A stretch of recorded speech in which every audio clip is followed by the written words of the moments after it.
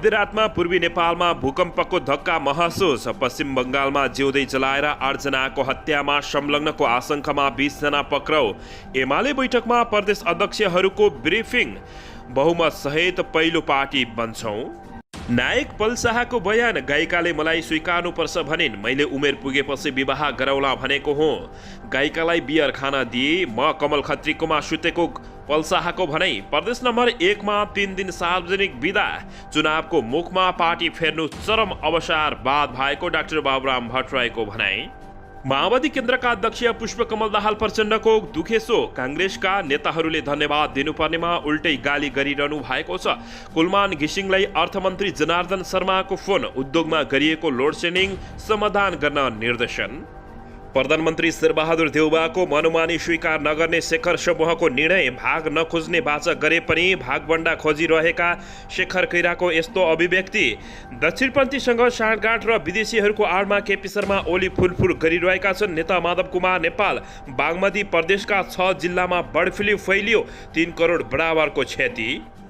भारतका चर्चित अभिनेता सलमान खान आगामी जेठ 14 गते नेपाल आउँदै। सलमान खानको कार्यक्रमको टिकट 5,000 देखि 25,000 सम्म।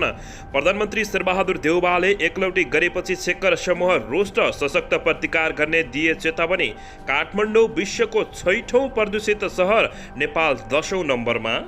मोरङको लेटाङमा आज बिहानदेखि कर्फ्यू हट्यो। एमाले केन्द्रीय कमिटीमा केपी शर्मा ओलीको प्रतिवेदन। गठबन्धन र सरकार विरुद्ध आक्रामक चुनावी रणनीति।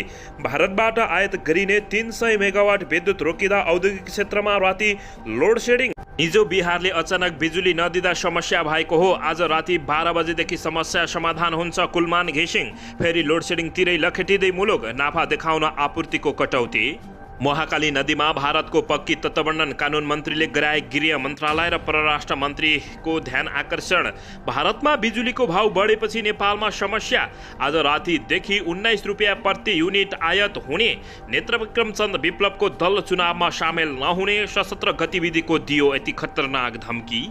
पूर्व प्रधानमन्त्री केपी शर्मा ओलीको प्रतिवेदन। एमालेलाई धुलो पिठो पार्ने दाउमा सरकार भएको घोषणा। काठमाडौँको शङ्खमुलमा दिउँसै युवक माथि खुकुरी प्रहार। संविधानले दिएको जिम्मेवारी वहन गर्न संगठन तयार छ, प्रधान सेनापति प्रभुराम शर्मा। कास्की जिल्ला अदालतमा मध्यरातमा तोडफोड चोरीको आशंका। अभिनेता पल शाहको बयान, गायिकाले मलाई स्वीकार्नुपर्छ भनिन्, मैले उमेर पुगेपछि विवाह गराउला भनेको हुँ। लेटाङ घटनामा छानबिन गर्न एसएसपीको नेतृत्वमा समिति गठन। भारतमा बढ्यो पेट्रोल डिजेल र ग्यासको मूल्य। नेपालमा के कति छ यसबारे पुरा जानकारी। एमाले बैठकमा लुम्बिनी प्रदेशको रिपोर्टिङ। गठबन्धन नभए 65 र गठबन्धन भए 41 पालिका जित्छौँ। र एससी दिनका लागि 14 वर्ष पुग्नुपर्ने बाध्यता हट्यो। कहिले हुँदैछ त एससी परीक्षा? यसबारे पुरा जानकारी अब हेर्नुहोस् पुरा समाचार।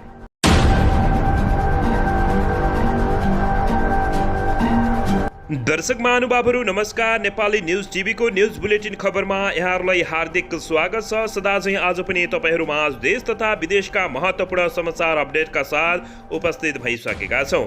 हामीलाई तपाईँहरूले कहाँदेखि हेर्दै हुनुहुन्छ नेपाल भए जिल्ला र ठाउँको नाम लेख्नुहोला। यदि विदेशमा हुनुहुन्छ भने आफू रहेको देशको नाम लेख्न नभुल्नुहोला। र हाम्रो च्यानल नेपाली न्युज टिभीलाई अहिलेसम्म पनि सब्सक्राइब गर्नु भएको छैन भने सब्सक्राइब गर्नुहोला, साथै सँगै रहेको बेल आइकनलाई दबाउन पनि नभुल्नुहोला। आउनुहोस् दर्शक महानुभावहरू, आजको मुख्य समाचारबाट सुरु गरौँ। दर्शकबिन, माओवादी केन्द्रका नेता पुष्पकमल दाहाल प्रचण्डले दुखेसो पोखेका छन्। काङ्ग्रेसका नेताहरूले धन्यवाद दिनुपर्नेमा उल्टै मलाई गाली गरिरहनु भएको छ भन्दै दुखेसो पोखेका हुन्। सत्तारूढ दल गठबन्धनको घटक माओवादी केन्द्रका अध्यक्ष पुष्पकमल दाहाल प्रचण्डले काङ्ग्रेसका नेताहरूले आफू र आफ्नो पार्टीका सन्दर्भमा गर्ने गरेको टिप्पणीप्रति चित्त दुखाएका हुन्। आफूहरूलाई सत्तामा पुर्याएको भनेर काङ्ग्रेसका नेताहरूले माओवादीलाई धन्यवाद दिनुपर्नेमा उल्टै गाली गरिरहेको माओवादी केन्द्रका अध्यक्ष पुष्पकमल दाहाल प्रचण्डको गुनासो रहेको छ।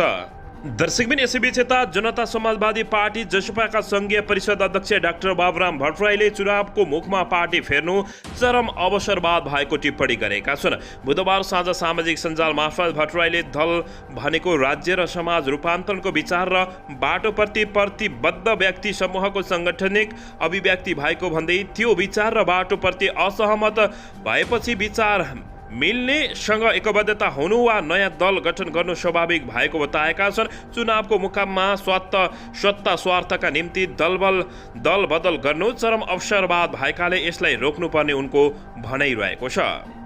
दर्शकबिन यसैबीच यता काठमाडौँ विश्वका प्रमुख 10 प्रदूषित सहरभित्र परेको छ। वर्ल्ड एयर क्वालिटी रिपोर्टको सूचीमा काठमाडौँको विश्वको 6औं प्रदूषित सहर बनेको छ। त्यस्तै देशका हिसाबले नेपाल प्रदूषित देशको सूचीको 10औं नम्बरमा पुगेको छ। तथ्याङ्क अनुसार भारतको राजधानी नयाँ दिल्ली विश्वकै सबैभन्दा प्रदूषित राजधानी सहर बनेको छ। त्यस्तै देशका हिसाबले बङ्गलादेश पहिलो सूचीमा छ। 117 देशका 6475 सहरको वायु गुणस्तर तथ्याङ्क आधारित प्रतिवेदनले सन् 2021 मा विश्वव्यापी वायु गुणस्तरको एउटा सारांश प्रस्तुत गरेको छ। कम्तीमा 93 सहरहरूको PM र 2.5 तह विश्व स्वास्थ्य संगठन WHO को सुझाव दिएको भन्दा 10 गुणा बढी पाइएको थियो। दर्शकबिन अन्ततः काठमाडौँ विश्वको 6औं प्रदूषित सहर, नेपाल 10औं नम्बरमा परेको देखिएको छ। दर्शकबिन यसैबीच यता भारतबाट आयात गरिने 300 मेगावाट विद्युत रोकिँदा औद्योगिक क्षेत्रमा राति लोड सेडिङ हुन पुगेको छ।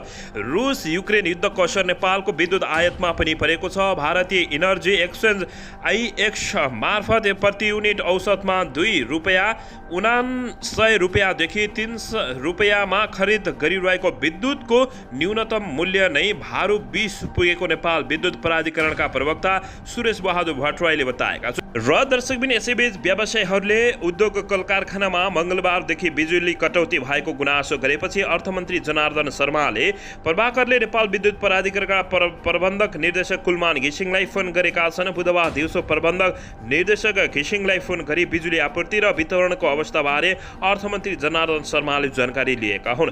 त्यस क्रममा हाल देखिएको समस्या तत्काल समाधान गरी उद्योग कल कारखानामा उपलब्ध गराइएको रहेको बिजुली नियमित गर्न निर्देशन दिएका छन्। अहिलेको जे समस्या हो त्यो चाँडो हल गरी उद्योगहरूमा माग अनुसार नियमित रूपमा बिजुली उपलब्ध गराउनु होला। प्रबन्धन निर्देशक घिसिङलाई निर्देशन दिँदै अर्थमन्त्री जनार्दन शर्माले बताएका हुन्।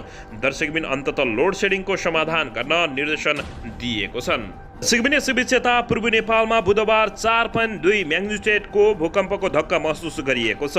ताप्लेजुङको ओलाङचुङ गोलाबाट 15 किलोमिटर उत्तर केन्द्रबिन्दु भएर भूकम्प गएको राष्ट्रिय भूकम्प मापन तथा अनुसन्धान केन्द्रले जानकारी दिएको छ। भूकम्पले खासै क्षति नभएको समेत जानकारी प्राप्त भएको छ। दर्शकबिन तपाईहरू कहाँ हुनुहुन्छ, कस्तो अवस्थामा हुनुहुन्छ, तपाईहरू सुरक्षित रहनुहोला। दर्शकबिन यसैबीच यता भारतका चर्चित अभिनेता सलमान खान आगामी जेठ 14 गते नेपाल आउने भएका छन्। दबङ टुर मार्फत उनी नेपाल आउन लागेका हुन्। त्यसको व्यवस्थापन ओडिसी इन्टरनेसनलले नै गर्नेछ। दशरथ रङ्गशालामा कार्यक्रमको आयोजना गरिनेछ। त्यसका लागि 5,000 देखि 25,000 सम्मको टिकट शुल्क तोकिएको छ। त्यसका लागि अनलाइन मार्फत टिकट काट्ने व्यवस्था मिलाइएको छ, जसको पहिलो टिकट सांस्कृतिक पर्यटन तथा नागरिक उड्डयन मन्त्री प्रेम बहादुर आले काटेका छन्। उनले 5,000 रुपैयाँको टिकट काटेका हुन्। उनी सम्मिलित सांस्कृतिक कार्यक्रममा 4 प्रकारका टिकटको व्यवस्थापन गरिएको छ। आयोजक ओडिसीले जनाएको छ, जसमा 5,000, 10,000, 15,000 र 25,000 रुपैयाँ टिकट तोकिएको जानकारी प्राप्त भएको छ। दर्शकबिन यसैबीच यता नेपाली काङ्ग्रेसका सभापति शेरबहादुर देउवाले नेविसङ्घ र तरुण दलका अध्यक्ष नियुक्त गरेका छन्। महाधिवेशनमा देउवालाई टक्कर दिएको शेखर समूहलाई सल्लाहमै भातृ संस्थाको नेतृत्व ल्याउने आश्वासन दिएका प्रधानमन्त्री शेरबहादुर देउवाले एकतर्फी अध्यक्ष चयन गरेपछि कोइराला समूह रोष्ट बनेको छ। बुधबार पार्टीका मुख्य सचिव कृष्ण पौडेलले विज्ञप्ति निकालेर नेविसङ्घको तदर्थ कार्य समितिको अध्यक्षमा दुजाङ शेर्पा र तरुण दलको अध्यक्षमा विद्वान गुरुङलाई तोकिएको जानकारी दिँदा कोइराला समूहको बैठक कमल पोखरीको एक होटलमा बसिरहेको थियो। बैठकमा सहभागी एक केन्द्रीय सदस्यका अनुसार बैठक चलिरहँदा बालुवाटारका नेता कोइराला र महामन्त्री गगन थापालाई फोन आएको थियो, तर बैठकमा सहभागी सबैजना बैठक सम्पन्न भएर बाहिर निस्किएपछि मात्र दुई भातृ संस्थाको तदर्थ समिति गठन भएको जानकारी पाएका हुन्। देउवाले एकलौटी गरेपछि शेखर समूह रोष्ट बनेको छ। सशक्त प्रतिकार गर्ने समेत चेतावनी दिएको छ। दर्शकबिन यसैबीच यता एमाले प्रदेश कमिटीका अध्यक्षहरूले वैशाख 30 गते हुने स्थानीय तहको चुनाव बहुमतका सहित पहिलो दल बन्ने दावी गरेका छन्। बुधबारबाट सुरु भएको केन्द्रीय कमिटी बैठकमा पछिल्लो समयमा पार्टीको प्रभाव झनै विस्तार भएको निष्कर्ष अध्यक्षहरूले सुनाएका थिए। उनीहरूले पार्टी विभाजनको असर कार्यकर्ता र मतदातामा निकै कम परेको समेत जानकारी दिएका छन्। बैठकपछि सञ्चारकर्मीहरूसँग कुराकानी गर्दै प्रचार विभाग प्रमुख पृथ्वी सुब्बा गुरुङले 7 प्रदेश मध्ये 6 वटाको स्थानीय तहमा एमाले पहिलो हुने रिपोर्टिङ प्रदेश प्रमुखहरूले गरेको बताएका छन्। दर्शकबिन यसैबीच सरकारले माध्यमिक शिक्षा परीक्षा एसई दिनका लागि 14 वर्ष पुग्नुपर्ने बाध्यता हटाएको छ। शिक्षा विज्ञान तथा प्राविधिक मन्त्रालयले गएको 2 गतेको मन्त्री स्तरीय निर्णयबाट एसईका लागि रहेको 14 वर्ष उमेरको थ्रेस्ट होल्ड हटाएको र त्यसको सूचना प्राप्त भएर कार्यान्वयनमा गएको राष्ट्रिय परीक्षा बोर्डका अध्यक्ष महाश्रम शर्माले जानकारी दिएका छन्। अरू देशमा रहेको व्यवस्था र नेपालमा कतिपय विद्यार्थीहरू 14 वर्ष अघि नै कक्षा 10 मा पुग्ने क्रम सुरु भएकाले कक्षा 10 को वार्षिक परीक्षामा रहेको उमेर हद हटाइएको उनले बताएका हुन्। बालबालिकाको वृद्धि विकासको दृष्टिले 5 वर्ष पुगेपछि मात्रै विद्यालयमा भर्ना गर्नु ठिक हुने, तर कतिपय बालबालिकाहरूले केही कक्षा नपढी माथिल्लो कक्षामा जान सक्ने अवस्था हुने भएकाले उमेर हद हटाउन उपयुक्त देखिएको शर्माको भनाइ रहेको छ। दर्शकबिन यसैबीच यता बागमती प्रदेशमा किसान तथा व्यवसायीहरूले पालेका पशुपक्षीहरूमा देखिएको बर्डफ्लूका कारण 6 जिल्लामा 3 करोड बराबर क्षति भएको छ। हिजो प्रदेशको कृषि तथा पशुपक्षी विकास मन्त्रालयमा आयोजित पत्रकार सम्मेलनमा कार्यक्रममा बोल्दै मन्त्रालयका प्रवक्ता झलनाथ कणेलले बागमती प्रदेशमा गत माघ महिनाबाट देखा परेको बर्ड फ्लूका कारण प्रदेशका काठमाडौँ, ललितपुर, भक्तपुर, चितवन, मकवानपुर र सिन्धुपाल्चोक गरी 6 जिल्लामा बढी संक्रमित देखिएको बताएका छन्। बागमती प्रदेशका 6 जिल्लामा बर्ड फ्लू फैलिएको र 3 करोड बराबरको क्षति भएको उनले जानकारी दिएका हुन्। दर्शकबिन यसैबीच यता मोरङको लेटाङमा महिला प्रहरी जवानको मृत्यु भएको घटनामा छानबिन गर्न प्रहरी वरिष्ठ उपरीक्षक एसएसपी को नेतृत्वमा समिति गठन भएको छ। बुधबार 1 नम्बर प्रदेश प्रहरी कार्यालयले एसएसपी राजेन्द्र प्रसाद चौधरीको नेतृत्वमा छानबिन समिति गठन भएको हो। उनको नेतृत्वमा 5 सदस्यीय समिति गठन भएको गरिएको कार्यालयका प्रवक्ता प्रहरी उपरीक्षक एसपी नवीन राज राईले जानकारी दिएका छन्। घटना के कसरी भएको थियो, के कस्तो कमजोरी थियो भन्ने बारेमा अनुसन्धान गर्न समिति गठन भएको उनले बताएका छन्। छानबिनको प्रतिवेदन बुझाउन समय सीमा भने तोकिएको उनले बताएका छन्। गत आइतबार लेटाङ नगरपालिका 1 स्थित शिक्षा माविमा प्रहरी र स्थानीय बीच झडप भएको थियो। सो झडपमा 1 महिला प्रहरीको मृत्यु हुन पुगेको थियो। दर्शकबिन यसैबीच यता प्रधान सेनापति प्रभुराम शर्माले नेपाली सेनाको सांगठनिक संरचना परिवर्तन भए पनि मूल नीति, मर्म क्षमता, भूमिका र सैनिक क्रियाकलापमा भने फरक नपरेको बताएका छन्।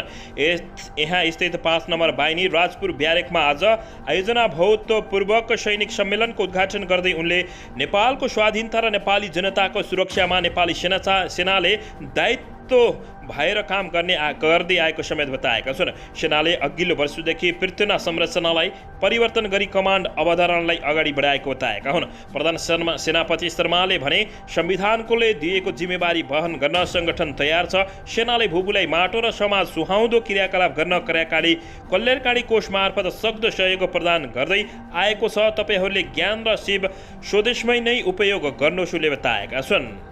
दर्शकबिन यसैबीच यता नेत्रविक्रम चन्द विप्लव नेतृत्वको नेपाल कम्युनिस्ट पार्टी चुनावमा सहभागी नहुने भएको छ।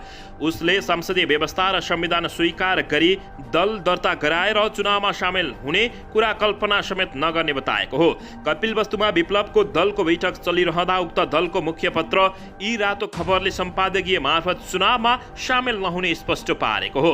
सम्पादकीयमा भनिएको छ, नेपाल कम्युनिस्ट पार्टी देश, जनता र क्रान्तिको भविष्य खेलबाडमा हालेर यो असफल र बदनाम संसदीय व्यवस्था र त्यसको संविधान स्वीकार गरी दल दर्ता गराएर संसदीय व्यवस्थामै विलय हुने गरी चुनावमा सामेल हुन्छ र आफ्नो क्रान्तिकारी विरासत समाप्त पार्ने ध्वंसात्मक निर्णय गरेर फर्कन्छ भन्ने कल्पना पनि गर्न नहुने राम्रो हुन्छ, नेत्रविक्रम चन्द विप्लवको पार्टीले बताएको छ। यद्यपि विप्लव नेतृत्वको नेपाल कम्युनिस्ट पार्टीभित्र चुनावमा जाने विषय उठेको स्वीकारिएको छ। उक्त दलको बैठक चलिरहँदा चुनावमा सहभागी हुने विषय उठेको चर्चा चलिरहँदा सम्पादकीय मार्फत आधिकारिक धारणा आएको छ। यसअघि नेत्रविक्रम चल विप्लवले रातो खबरमा लेख मार्फत सशस्त्र क्रान्तिकारी गर्ने लेखेका थिए। उनले सशस्त्र क्रान्तिको आवश्यकता रहेको भन्दै प्रचण्ड, डाक्टर बाबुराम भट्टराईको जीवनकालमा सशस्त्र क्रान्ति गरेर देखाउन उल्लेख